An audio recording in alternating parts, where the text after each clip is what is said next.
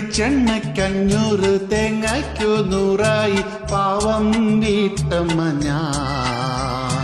പപ്പടം ഞാനിന്നു കാച്ചിയില്ല, സാമ്പാറിൽ കടുകു വറുത്തതില്ല. ഇന്നും ഞാൻ നോക്കി കുറയാൻ ചാൻസില്ല, എന്തോ ചെയ്യും ഞാൻ. വെളിച്ചെണ്ണയ്ക്കഞ്ഞൂറ് തേങ്ങയ്ക്കു 100 പാവം വീട്ടമ്മ ഞാൻ.